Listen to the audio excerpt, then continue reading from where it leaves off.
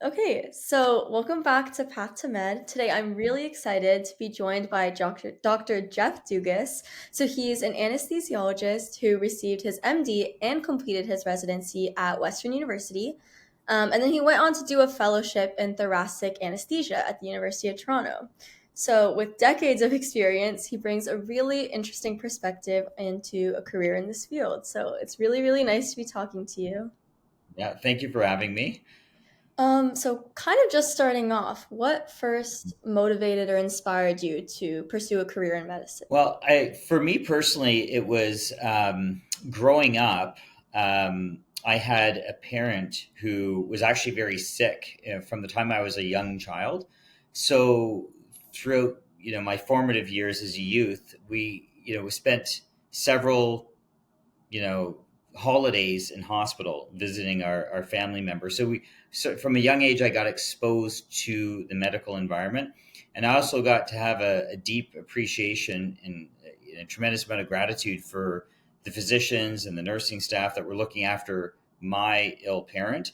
So that inspired me from a very young age to want to pursue medicine as a career because I could appreciate the impact that their work was having on me, and it was my mother and our family, our immediate family, and I wanted to be able to be in a position to do the same thing for a family in the future. And it really inspired me to pursue medicine, to help, to want to help others, to want to make a difference in somebody's life because they made a big difference in our lives. Yeah. And then also kind of giving back to the field that had a really big impact on you as well. So Yeah, I'm sure it's really exactly. So fulfilling. Yeah. yeah, what we do, irrespective of what your specialty is, it's a very important job. And, as physicians, we take a lot of pride in it. And the patients really appreciate it. And it brings us a lot of self satisfaction. And so it's something I've enjoyed for 25 years and will continue to enjoy. Yeah, yeah. I'm sure it's difficult as well, but it sounds like a really fulfilling career path as well. Yeah. Yeah. It Um, has its challenges, but it's well worth it. yeah. So after you kind of decided on medicine as a career path, Mm. how did you kind of narrow it down and pick anesthesia specifically? Yeah, well, that's a very good question. It's often difficult. Often, I find that when you enter medical school, you sort of have a preconceived idea about what it is you think you might want to do, but often that can change. And for me, it changed. I always thought I wanted to be a surgeon. I think if you ask most medical students in their first year, I find a lot of them want to be a surgeon or think they want to be a surgeon, myself included. You don't really get exposed to the various specialties in medicine until you do your clinical clerkship year, which is often your third year of medical school, which gives you an opportunity to rotate through the various subspecialties. So I actually didn't discover anesthesia until the spring of our clinical clerkship year, which was actually nearing the end of my clinical clerkship year. And it was a very brief rotation. So it was only 2 weeks. So I had 2 weeks to sort of get an idea of what this specialty was all about. And I absolutely fell in love with it. And I think it's important to always have an open mind when you're a medical student and as a future career. So what I did was I actually did what you're doing to me.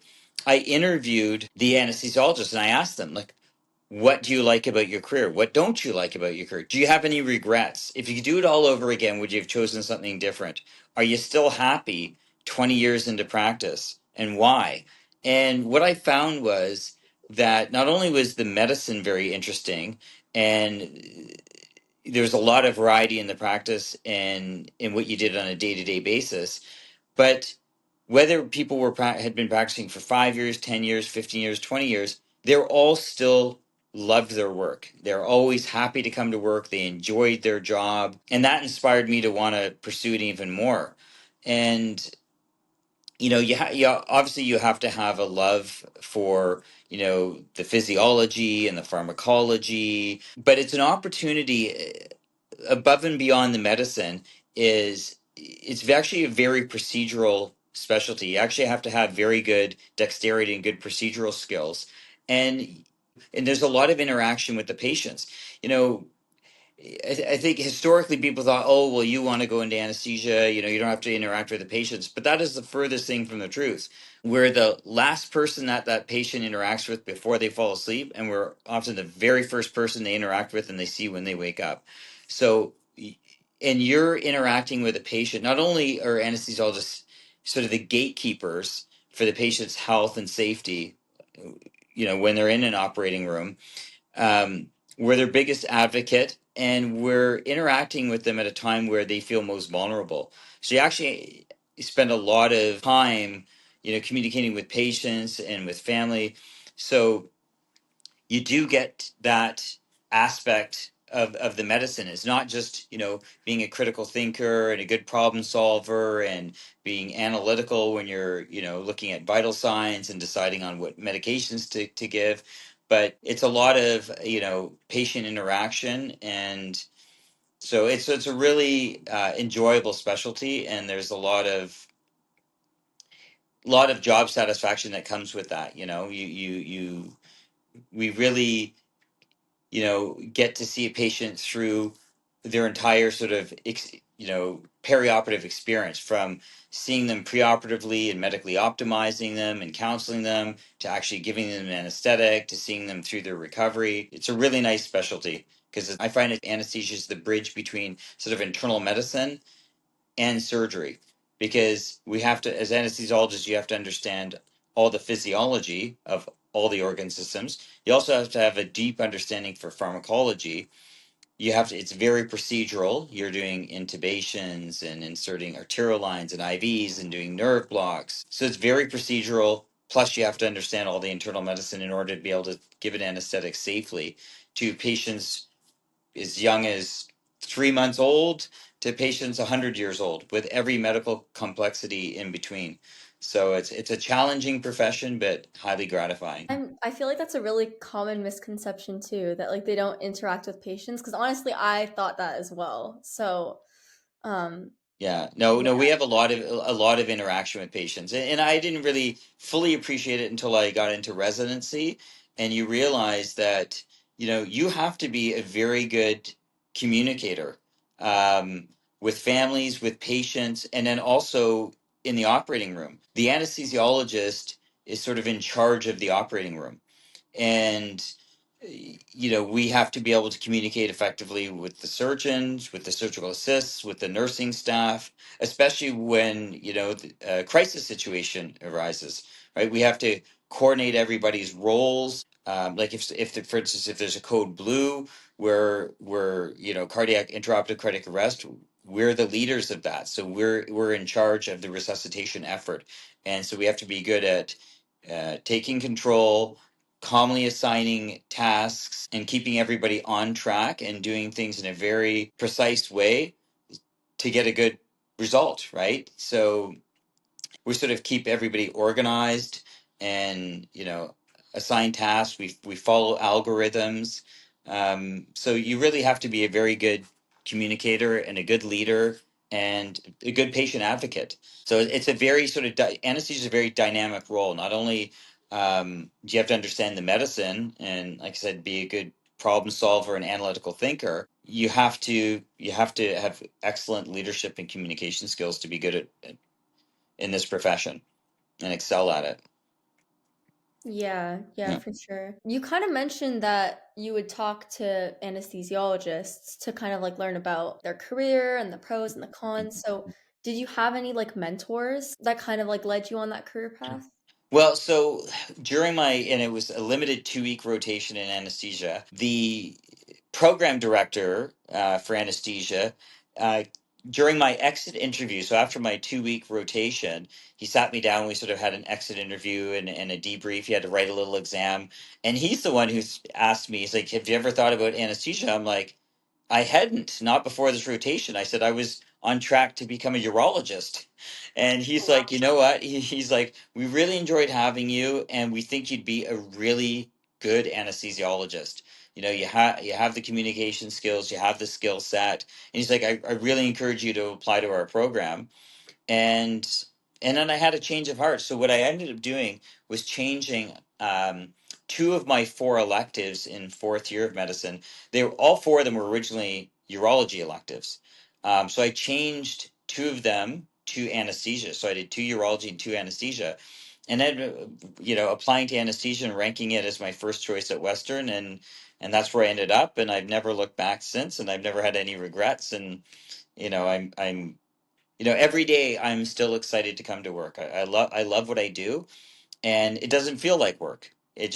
I enjoy the variety of my day. I enjoy my career, so I never get up in the morning and think, oh, got to go to work today. No, I really am passionate about anesthesia, and when I consider myself lucky because when you find something that you're passionate about and you really enjoy doing, you never work a day in your life. You're dedicated to the career, to the advancement of the profession, and I can't believe how quickly the last 20 years have gone by. So I hope everyone is as lucky as I am and finds something that they're passionate about. And that's so funny because my Mm, dad tells me the exact same thing. He's mm, um, like when you love what you do, it doesn't feel like work. So, yeah. yeah. Exactly. And then I think when you enter medical school, just enter with an open mind because you'd be surprised about things that catch your attention, that inspire you, that you never thought would. Right. So, Yeah. So, after residency, you kind of decided to further specialize into thoracic anesthesia and do a fellowship. So, what kind of made you take that route? well, we had one of the senior residents. So when I was a third year resident, he was a fifth year graduating resident. He decided to go on and do this lung transplant fellowship and thoracic fellowship at Toronto General. And I kept in touch with him, and he raved about it and loved it. And I thought, you know what? If I'm going to do this, any fellowship, I'm going to do it now. I'm going to graduate and do it because once you go into practice, it's often hard to pivot and want to go back to do more training. And I thought, I love the complexity of the physiology, the one lung ventilation.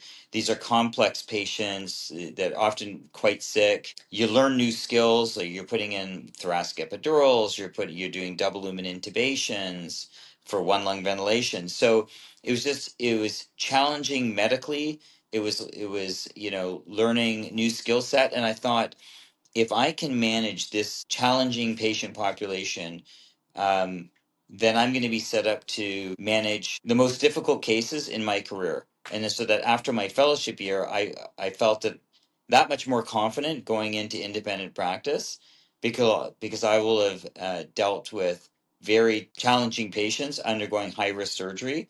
Um, so it was honing skill sets. It was really like fine tuning skill sets and then having an extra level of complexity. And you can never go wrong with too much education and too much training. And I thought if I'm going to do it, I'm going to do it now. And so I was inspired by a senior resident who did it, and I thought, what great opportunities, because had spent the last 9 years in London because I did my 4 years of medical school and 5 years of residency there. I wanted to challenge myself with you know, a difficult fellowship in downtown Toronto, like new city, new opportunities, meet new people, learn a new skill. And I think, and it was just a way to round out my training. So, and I really enjoyed it. Yeah. Yeah. And it's kind of like it's more experience, another tool to have, another skill. So, Yeah, exactly. I loved my fellowship, and I still practice thoracic anesthesia today at Brampton Civic, and then I'm one of two people here that at our institution with the thoracic fellowship, so I become a mentor to others.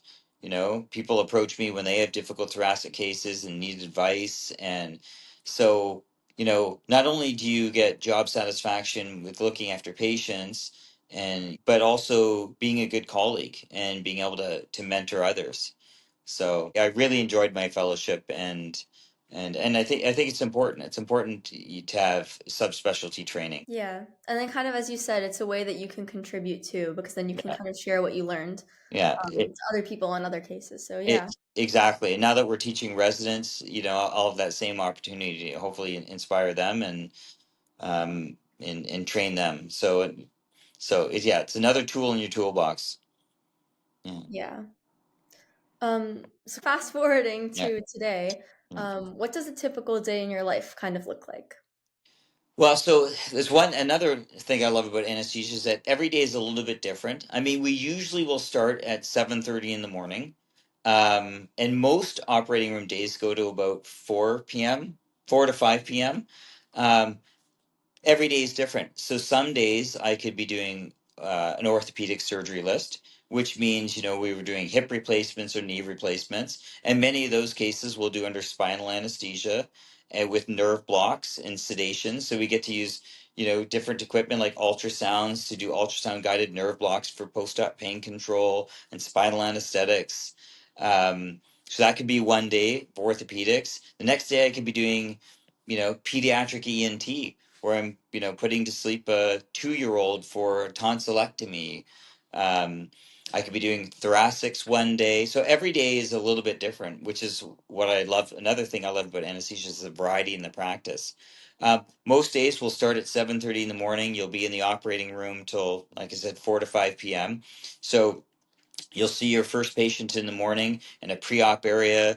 You'll interview them. You'll go review their medical history. You'll look at their laboratory investigations. Any, depending on the age of the patient, the type of surgery, you may be reviewing an EKG. So we have to learn how to read EKGs, looking at X-rays.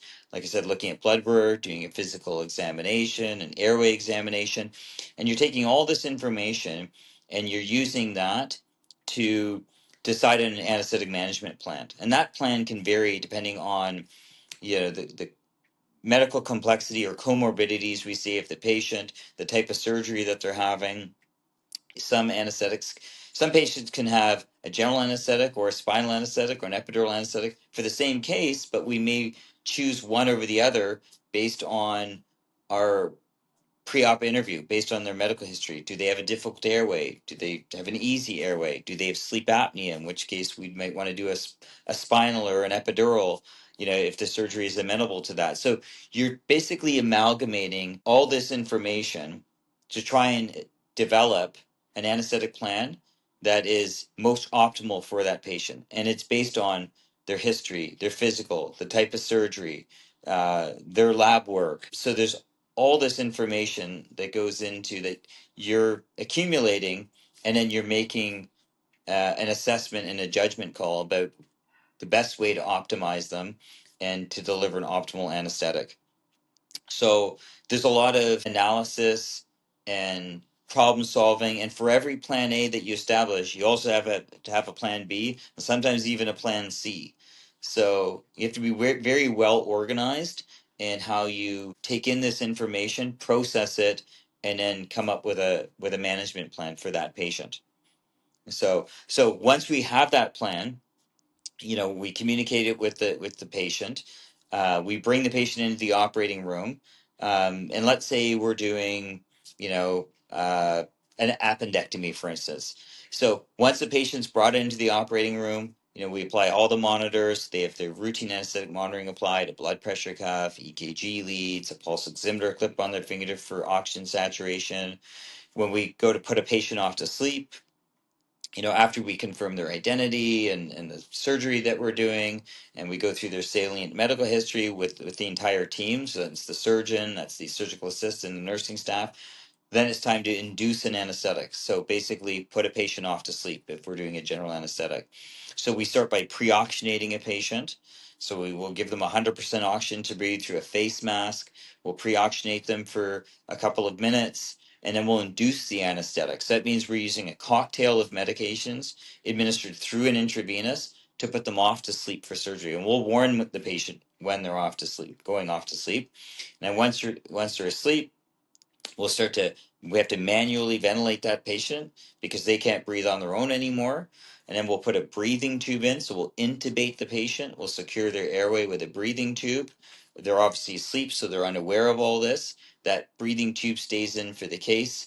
We hook them up to a ventilator. So we manage all their ventilation, their oxygenation, all their ventilatory parameters. And at the end of the case, we extubate them. We wake them up and we pull the breathing tube out. And then during the case, we use various medications, not only gas medications or volatile anesthetics delivered through the breathing tube into their lungs to keep them asleep and keep them anesthetized, but we give them a variety of intravenous medications, things for for pain management, things to reduce the risk for post-op nausea and vomiting, things to make them amnestic so they don't remember anything, muscle relaxants to paralyze them so that they can be operated on, reversal agents to get them breathing on their own again in preparation for pulling the breathing tube out. So there's a lot of things happening all at once. You're managing vital signs, you're managing ventilation parameters, you're keeping them anesthetized, you're keeping them paralyzed, you're giving them pain management medications, anti-nauseants. You have to give medications to either raise their blood pressure or lower their blood pressure, or raise their heart rate or lower their heart rate, depending on how they're doing hemodynamically. So you have to keep their physiology within normal parameters. So there's a lot of information and a lot of sort of intraoperative information analysis and processing and decision making that goes on all concurrently, all at the same time while communicating with your surgeon and knowing at what stage they are in the operation. So it's a lot to take in, but you're doing all of this with help, and it's challenging, but certainly enjoyable. And there's a reason why the residency is 5 years, because it takes 5 years of sort of rigorous training, and you have to have mental preparedness, and you have to learn how to manage stress and deal with crisis situations and always stay calm and objective and clear-headed. um, but that's our day. And then once that case is done, we move on to the next patient and the next case. And it'll be a different patient, and it can be a different level of medical complexity and a different procedure. And again, you have to assimilate all that information and use it to drive a new anesthetic plan that's customized for that individual. So everything we do is tailored for for a specific individual with a specific past medical history, and a specific anatomy, undergoing a specific type of procedure. So it keeps things very interesting, and you're challenged every day. Yeah.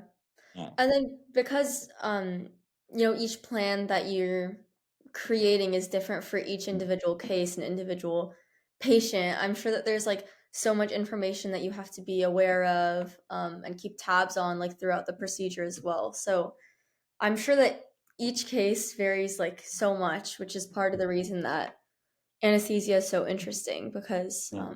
like you get to see so much. Yeah. So It's almost like there's a very close similarity, and often comparisons are made between airline pilots and anesthesiologists. Because in order as an airline pilot, in order to safely fly the plane, you have to look at all sorts of information. You're looking at your altitude, your heading, your wind speed. You're looking at fuel pressures and different gauges, and we're doing the same thing. We're looking at all this information, and we're taking all that in, and we're using that to safely give an anesthetic, and they're using it to safely fly a plane from point A to point B, and we're trying to get the patient from point A to point B as safely as we can. And we're trying to, you know, manage their physiology and keep all their physiologic parameters within normal ranges for that particular patient. And we're using pharmacology to do that, to help us do that. And at the same time, we're managing their respiratory parameters and their ventilation, because not everybody's lungs are the same too. So some people may need different tidal volumes, so the size of a breath, and different respiratory rate. So there's both your physiologic parameters, your respiratory parameters, the pharmacology, and type of surgery. So it's a lot of information, a lot of things to integrate. But just like an airline pilot, you get very good at it with practice and expanding your knowledge base. So specifically in anesthesia, you really have to have a passion for physiology, pharmacology, critical thinking, problem solving, and and communication skills. These are all the attributes that an anesthesiologist requires in order to be successful and skillful at their job. honestly, I've never heard anyone compare the two jobs before, but that makes a lot of sense Yeah, yeah, actually. yeah. Yeah. And just like in the airline industry, when there's um, when we have an intraoperative complication, or an event, whether it be someone with anaphylaxis, like a severe life-threatening drug allergy, or a pulmonary embolus, like a blood clot that blocks circulation from their lungs to their heart, and they become hypotensive, or they have an abnormal heart rhythm like ventricular fibrillation or cardiac arrest. We will often rely on checklists, interoperative checklists, to manage those critical events. The same way a pilot will use a checklist to manage an interoperative or an in-flight event. They use pre-flight checklists to make sure all their equipment is safe for use before they take off. We use a pre-op checklist to make sure all of our equipment is in correct, operating condition and safe for use before we give an anesthetic. If there's an intraoperative crisis or critical event, we'll rely on a checklist to help guide us through managing that event and keep us on track. Same way a pilot will use a checklist or a crisis management checklist if there's an in-flight emergency. So a lot of similarities between the two professions. Yeah, yeah, for sure. Yeah. What are some of like the rewards, but then also the challenges of your job? I think, well, definitely the rewards are being able to see the results of your work. So it's very rewarding to take a patient who's a complex patient having high risk surgery, and being able to guide them safely through that experience, and being able to give them a safe anesthetic, wake them up comfortably, get them back to their pre-procedure, cognitive state, and knowing that you got them through a very tough operation, especially if we're doing something like a thoracic surgery and it's a lung cancer operation and you're having to remove somebody's entire lung or a portion of their lung. Um, it's very gratifying to know that you can get that patient to recovery room and have them be stable, so all their vital signs are within normal limits. They're awake, they're alert, they're comfortable, and that's a big operation and a complex patient. So and it's almost instant gratification. They have pain, we get to treat it, and we get to see the immediate results of treating their pain.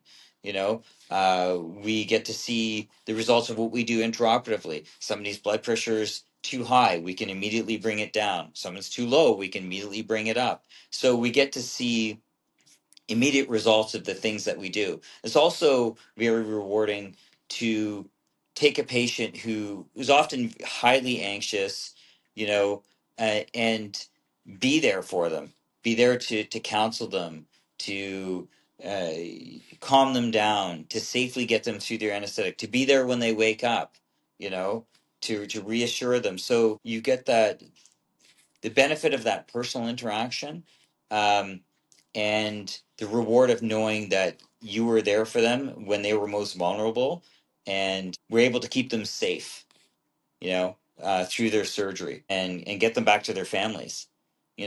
The challenges become where the profession takes a toll on you is it's demanding, it's mentally demanding, it can be physically demanding. You can have very long hours when you're on call. You can be up 24 hours in the OR, because you could be doing an emergency general surgery case, then an emergency orthopedic case, and then an emergency vascular case. So you can be doing a lot of different things. So it can be exhausting. There are long days, and sometimes you can have intraoperative complications and not have the outcome that you hoped for, and that can be very mentally challenging, to see a patient have an adverse event, um, or have a complication or not do as well as you hoped, um, and that can become mentally exhausting, and it takes years of training to be able to sort of compartmentalize that, because then you have to move on to the next case and you have to stay objective. um, but it can be emotionally taxing, physically and emotionally taxing. But in the end, it's far more rewarding. And nothing good comes without its challenges. So you take there's far more good than there is bad, but not every day is going to be a good day. Um, but that's what you prepare for, and that's why the training is so rigorous and so long, because not only do you have to learn the medicine, you have to learn how to manage stress, and how to be a source of calm when they're, amongst the chaos. And that's important in your role as an anesthesiologist, and have mental fortitude. And so it's definitely rewarding, but it certainly has its challenges. Kind of on that note, like anesthesiologists work in really high stake, high stress environments. So, how do you kind of deal with stress and stay calm under pressure? Well, like I said, I think it's you rely upon your training. You know, in a 5 year residency, plus or minus a 6 year of fellowship, you're going to have things happen in the OR. You'll have patients who have cardiac arrests. You'll have patients who have life threatening anaphylaxis. You'll have patients that you thought you could intubate or safely put a breathing tube that you can't. Patients that you thought you could oxygenate and ventilate well, and you can't. So you learn ways to manage that. You become skilled in resuscitation, you become skilled in airway management. And so through the training, um, you learn how to stay objective, stay calm, focus on the task at hand, appropriately assign tasks to the others that are there to help you, and then you get through it. Um, so you take a my advice is always to the trainees is just one step at a time. It's very helpful these days with the advance of medicine that we now have like treatment algorithms to get through these things, so that they force you to maintain objectivity and to be organized. So you're not going from step one to step 10 back to step seven. No, it's step by step by step by step. And I always say, as anesthesiologists in the OR, we're captain of the ship. So if we can't stay calm, then everything crumbles. So our job is to keep everybody else calm and on track. And we do that by maintaining objectivity and not getting ahead of ourselves and dealing with things in an algorithmic manner, much like you would expect your airline pilot to do if there was an emergency on the aircraft, right? Stay calm, stay objective, and follow an algorithm and do things in a very strategic, step-by-step fashion until you arrive at the result you're looking for, a solution to your problem or a successful resuscitation, whatever it may be. But it's just training to develop that mental fortitude, years of training. Yeah. No, I'm sure it takes a lot of experience. Yeah, Yeah, and training to kind of get to that level. yeah, Yeah. yeah. Exactly. But you get there. You Yeah. get there. Yeah, Yeah. for sure. Obviously medicine is a really demanding specialty. So like balancing it with life probably isn't easy. So how do you kind of balance like work and life? Well, the nice things, one of the great things about anesthesia is when we're at the hospital, we're at work and we're busy, and we're on call, we're at work and we're busy. But as soon as we go home, we get to turn our pager off. We're a doctor when we're at work, but when we're at home, we're, a father, a brother, a spouse. We're not getting paged. We get to have our life back. So it's nice. So it's very in the specialty of anesthesia, it's very intense when you're there and you're working. But once you leave, you get to be yourself again. You get to have your life. Go to the gym, take up a sport, any extracurricular activity, spend time with your family. So, my colleagues, we all have very varied extracurricular activities. Some like to golf, some like to play hockey, some surf, so some fish. So it's very nice because you get to have a life outside of medicine. We're lucky in that we don't have to take our work home with us. So we're very busy when we're at the hospital and very involved in our practice. But then when we leave, we get to return to being just ourselves. We get to enjoy a personal life. Nobody's calling us at home to ask us about the patient we just operated on, or we don't have to come in early and round on patients on days we're not operating. So it's a really nice way to have work life balance, because when you're at work you're busy, but when you're at home, it's your time, it's your personal time, whether it be for yourself, with your family, with whatever activities you want to engage in. You really get that nice separation, that nice work life balance. Yeah, yeah. I mean, for me, I'm kind of considering careers right now. Mm, So, mm, like, kind of looking at my options, that's one of the mm, things that I mm, liked about medicine because mm. you're not bringing your work home with you, Yeah. which is kind of nice because then you can stay focused while you're at work and then kind of disconnect from it when you're Well, back. exactly. Allows you to recharge. And the one nice thing about anesthesia um, is that you can work full time, you can work part time. Um, it's a very portable skill, so you can practice anywhere in the world, right? Because the medications are the same, a human's physiology is the same, airway management is the same. You know, you're a resuscitation expert. You have a skill set that is very transferable. You can work wherever you want. So it's a portable skill. You can be as busy as you want. You can work as little as you want. You can step away for it for a few months and then come back to it. It's not like where you have a practice with a clinical practice with an office and patients that you have to follow every day. Every day as an anesthesiologist is a new day. It's like you enter every day with a clean slate, right? Every day is going to be a bit different. Every day is going to have its own challenges, its own rewards, and you can move any part, you can go to any part of the world. You don't have to close an office. You don't have to close patient files. You don't have to transfer patient files to a different physician. You you can say, in 2 months I'm moving to Australia. I'm going to practice in Australia for 2 years. So it's very nice. You have a lot of freedom in this particular specialty to be as busy as you want, work part time, move, and it's a very valuable skill set. Yeah, Yeah. yeah, for sure.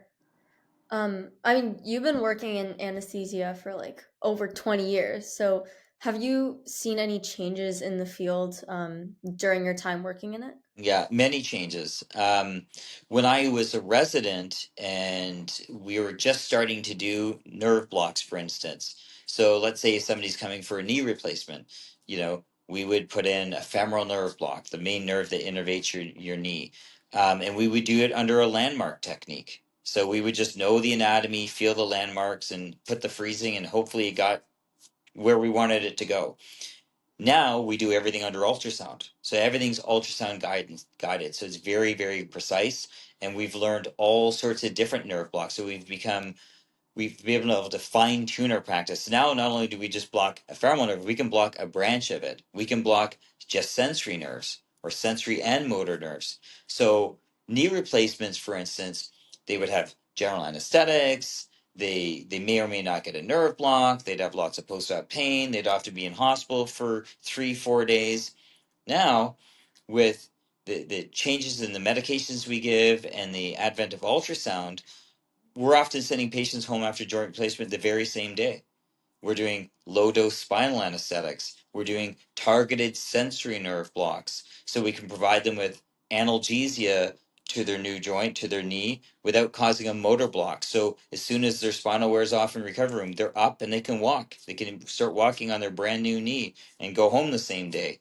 So with this new technology, especially with ultrasound, with the use of ultrasound, with growth in our regional nerve block practice, it's changed the practice of medicine for the better. We can now really sort of fine tune our anesthetics, and instead of giving everybody a general anesthetic, we can just freeze the part that they're operating on, whether it be a wrist fracture, a hip replacement, a knee replacement. So really sick patients can get um, very targeted anesthesia to minimize the systemic effects of the anesthetic and really just target the operative site, to improve outcomes.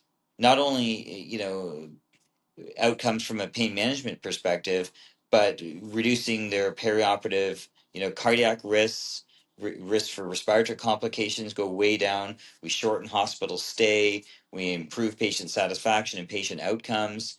So ultrasound is certainly one thing that I've seen. We now use we have video laryngoscopes available to us. So we used to just use what's called direct laryngoscopy to try and visualize a patient's vocal cords and intubate them. Now we can use a video laryngoscope, so it makes it far easier to manage more difficult airways and intubate with more readily and reduce the risk for airway complications. And things are even improving more, and I expect more improvements going forward. They're developing robotic assist devices, so robotic assisted intubation and robots to assist with airway management. They're coming up with like AI, learning systems that can AI machines and modules that can take it to help sort of determine what a patient's perioperative risk score is for surgery. So the AI systems that look at a patient's medical history, their imaging results, their lab results, and then they can generate a risk score for that patient. So to help define what their perioperative risk of morbidity and mortality is, and ways to minimize that. Um, we're also coming up now with they've got sort of closed loop anesthesia systems where, and these are AI driven systems where they'll actually optimize the they'll calculate and optimize drug delivery, whether it be intravenous or a volatile anesthetic that you breathe, and they'll fine tune the delivery of that drug to achieve certain vital signs parameters. So and they've come up with AI warning systems that can predict if a patient's going to have a episode of hypotension or be at risk for cardiac dysrhythmia, so you can intervene sooner.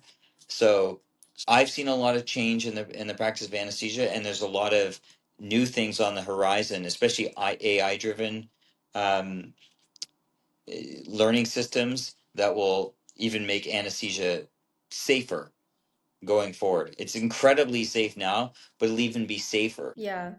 And I'm in the sure a future. huge part of your job or really any job in medicine is like staying up to date with all this technology and kind of continuously learning. Yeah, Like your education doesn't really stop once.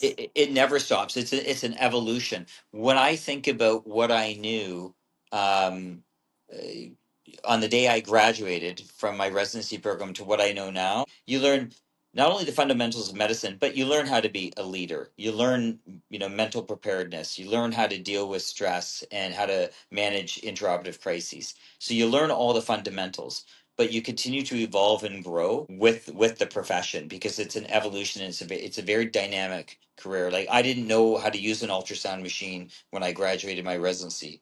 Now I'm an expert in anesthesia guided nerve blocks, and you learn through, you know, attending conferences. You do continuing medical education. You stay up to date with, peer reviewed journals. We have, you know morbidity and mortality rounds and education rounds, and we sit on various quality improvement committees at the hospital. So you're always learning as you go, and you're evolving as the profession evolves to stay up to date. And that keeps things exciting and keeps you interested and engaged. Yeah, yeah, for sure. In your opinion, what experiences or activities do you think pre-med students should seek out? Well, so from my own experience, what I did when I was a undergrad at McMaster doing a biochemistry degree, I knew I wanted medicine. I didn't know what specialty I would ultimately end up doing. So I actually volunteered in the emergency department.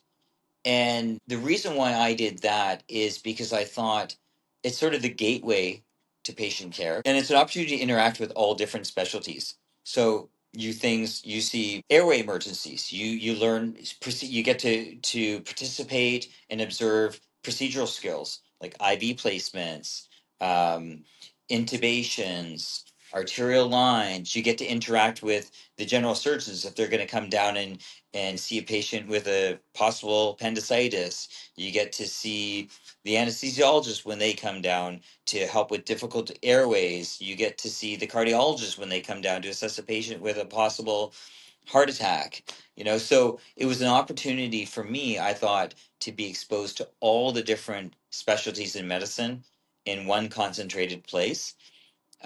So I really enjoyed that. I enjoyed that experience. So there's always opportunities for volunteer work in the hospital, and I think it really gives you exposure to the environment and just some familiarity with the environment and how a hospital functions and how, it's like cogs in a wheel. Like every different department is different, but they all need to do work together. So as separate as they are, they're all integrated, right? um, and the different departments and different specialties have to work very collaboratively and cohesively to look after patients. And sometimes you have multiple specialties involved in the care of a single patient, and you get to see that as well. They may present to, you know, the hospital with a broken hip, and they may get a nerve block for pain control, waiting for the orthopedic surgeon to come down and assess them to take them up to the operating room to repair that hip fracture. And the anesthesiologist may come down and, assess them in beforehand. So it's really the emergency room was an opportunity to see all the specialties at work and how integrated they are. And so that's what I did personally. That was my volunteer experience, and it just sort of helped solidify my passion for medicine. Yeah, kind of like you said, I feel like it can kind of confirm if that's the environment that you want to be working in. Because I'm sure it's really important to kind of get a feel for that before, taking the jump and getting started in the field. So, Yeah, uh, exactly. yeah. Kind of just to wrap our interview Yeah, up, what's sure. one final piece of advice that you would give to students that are currently interested in medicine? Well, I would say, first of all, perseverance. Getting, as getting into medicine is hard, but it's hard for a reason. Because once you get into medicine, it doesn't get easier. It's also hard. So you have to stay focused. You have to be self-disciplined. Um, Not only to have the grades required to get into medical school, but also to be successful in medical school and residency. So you have to be a very hard worker. You have to have uh, self-confidence, self-discipline. You have to persevere, and I think, but you also have to have balance too. You know, Work hard, but have varied experiences. Don't just be all in the books and not have something else. You need something else to have balance. Um, because in order to be successful in the career of medicine, you're going to have to find balance, or else you're going to burn out, right? So, volunteer, um, try different things, uh, you know, have great grades, and do different types of volunteer work. It doesn't even always have to be, medicine related. I think you should have something medicine related, because I think that's going to help. Um, well, first of all, reaffirm your passion for medicine, or maybe you'll decide this isn't for you. Um, but whatever experience you have, having varied experience is important, because they're all character building, right? I Not only did I do volunteer work in the emergency room, but I did volunteer with the Victorian Order of Nurses. So I would help with palliative care, and I'd go into people's homes, and who had stage 4 cancer and needed palliative care, and I would assist the VON or home care nurses and their duties. So, all these varied experiences help their character building, and they give you the tools that you're going to need to be successful in your career in medicine, irrespective of what it is. Those experiences, going into people's home and showing compassion, and providing them home care. I mean, that helps me with my bedside manner. It helps me relate to patients who are, palliative, and we're looking after, and it makes me, have empathy, and understand, have an intimate understanding of, their vulnerabilities and their fears and their concerns, so I can help allay those anxieties. It's not about is anesthesiologist is not about all about using medication to treat someone's pain or anxiety. Learning to talk to them and understand is just as therapeutic as the medications we administer. and so you really, regardless of the type of doctor you are and the specialty you're engaged in, you have to have good bedside manner and good communication skills, and that comes with all the various experiences you have in your life. Yeah. And kind of on that note, I feel like whatever experience you have, whether it's directly related to what you're doing in your job or not, I feel like it has some sort of like impact on how you approach like your job and how you treat your patients. So, Yeah, yeah, absolutely. I remember even in senior grade school, grade 8, grade 9, tutoring other classmates in various subjects. That's a skill set, because that tutoring, that understanding of how to teach somebody, because students will have different strengths and weaknesses, and in learn in different ways. That's taught me how to be a better mentor and teacher for the medical students and the residents, right? So every experience you have in life, um, gives you those skills that you're going to need later on. You may not even realize how they're going to translate in the future, but they do, and you'll draw on those experiences. And so it's important to vary those experiences. So when you're thinking about preparing for medical school, you want to don't engage in just one activity, engage in several activities. And it doesn't mean you have to do 10 different activities all at once. You could volunteer in the emergency room for a year, and then volunteer in a different area of the hospital for another year, because you're going to learn something new, right, in that different area. So have a multitude of experiences, because they'll all enrich your life and make you better at what you do, ultimately going forward. yeah. Yeah, well, thank you so much for the great advice. Honestly, I learned a lot about anesthesia that Mm. I had no idea about before. So thank you so much. It's definitely really nice getting like guidance from people that have been working um, in all these different departments. So, Yeah. Oh, well, it's my pleasure. And, for any medical student, always just keep an open mind. And, be a sponge. When you get into medical school, learn all the fundamentals of medicine, and just cherish every experience you have, and learn from, these educators in different specialties, and be an open mind. And you really probably won't, you shouldn't decide necessarily on what you want to do until you've had a chance to sample everything, and that's your clinical clerkship year, and that's the year where you get to not only um, learn more medicine, but also really get to appreciate what the roles of the various specialists are, and take an opportunity to ask them, what do you love about your job? What don't you like? If you could change one thing, what would it be? If you could go back in time and choose a different specialty, would you? Do you love what you do 10 years into practice? Where do you see yourself in another 10 years from now? Are you still going to practice this specialty, or are you thinking about moving into something else? So ask the questions, and you don't know what opportunities are going to you're going to be presented with, and so you have to keep an open mind and keep all the doors open, keep all the options on the table, and ask the questions. yeah. Yeah, thank you so much. Um, yeah, it was great having you, and it was great talking to you. You gave some really good Yeah, advice and yeah, guidance. Yeah. yeah, yeah. Well, my pleasure. Thank you for having me, and good luck. Yeah, thank you. All right.